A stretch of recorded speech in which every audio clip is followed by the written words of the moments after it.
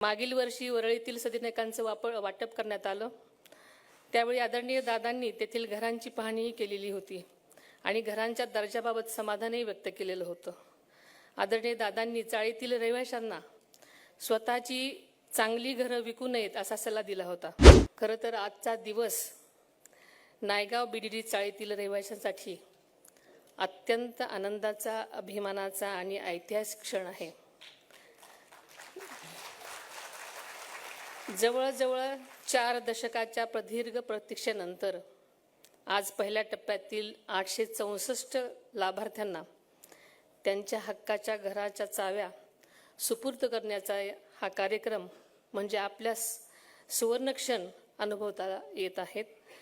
ही घरं म्हणजे केवळ इमारत किंवा सिमेंट विटाचं बांधकाम नाही, तर हे आपल्या स्वप्नांचं, आशा आकांक्षाचं प्रतीक आहे. सन 1920च्या सुमारास उभारण्यात आलेल्या या ब्रिटिशकालीन बीडीडी चाळीच्या मुंबई सर्वांगीण विकासाच्या इतिहासाच्या ह्या साक्षीदार ठरलेल्या आहेत. मात्र या चाळीचा इतिहास हा केवळ इतिहास नाही, तर तो इथं राहणाऱ्या कष्टकरी सर्वसामान्य कुटुंबाचं संघर्ष, जिद्द आणि एकात्मतेचा इतिहास आहे. गेली जवळपास 4 दशकं येथील रहिवासी अधिक सुरक्षित, सुसज्ज आणि सन्मानाने जगता येईल अशा घरांच्या प्रतीक्षेत होते. आज या दीर्घ संघर्षाला यश मिळालं असून या बीडीडी चाळी वासियांच्या आयुष्यात एका नव्या पर्वाची सुरुवात होत आहे. आत्ताच आपण गृहप्रवेश पाहिला, ते किती आनंदानं कुटुंबात आत गृहप्रवेश केला आणि हे बघून खरोखरच आपल्या सर्वांनाच मनापासून आनंद झालेला आहे. गिरणी कामगारापासून ते सर्वसामान्यांपर्यंत अनेक पिढ्या या चाळीमध्ये गेल्या, राहिल्या. हक्काच्या आणि हवेशीर घराचं स्वप्न आपण सगळ्यांनीच अनेक वर्षापासून पाहिलेलं होतं. आज 864 घराच्या चाव्यांचं वाटप करून आम्ही सगळ्यांनीच त्या स्वप्नाला वास्तवात रूप देण्याचं काम केलेलं आहे. मुंबईमध्ये झालेल्या विविध चळवळी, आंदोलनामध्ये या चाळींनी महत्त्वाची भूमिका बजावलेली आहे. पूर्वी BIT आणि BDD चाळी यांना मुंबईतील कामगार विश्वात खरं तर महत्त्वाचं स्थान होतं. बटाट्याची चाळ या पुस्तकातून आपले सर्वांचेच लोकप्रिय लेखक पु. ल. देशपांडे यांनी आपल्या चाळीतल्या सर्वच जीवनक्रमाचं अतिशय सुंदर वर्णन केलेलं आपण सगळ्यांनाच माहिती आहे. आपण कितीही मजली इमारती आणि टॉवर्स त्या ठिकाणी बांधले तरी या चाळीच्या ऋणातून आपण मुक्त होणार नाही. खरं तर संयुक्त महाराष्ट्रासाठी बलिदान दिलेल्या हुतात्म्यांपैकी अनेकांचं वास्तव्य या मुंबईच्या चाळीमध्येच होतं, हे आपल्याला माहिती आहे.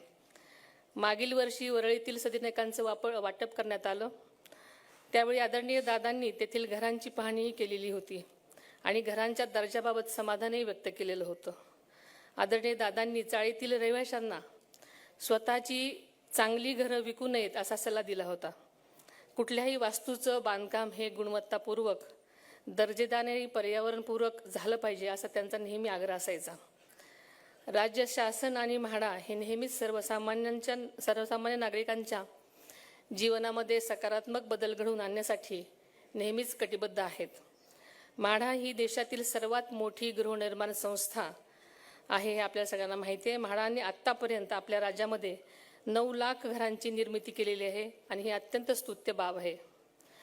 प्रत्येक कुटुंबाला सुरक्षित, सुसज्ज आणि सन्मानानं जगता येईल असं घर मिळावं हा शासनाचा दृढ संकल्प आहे.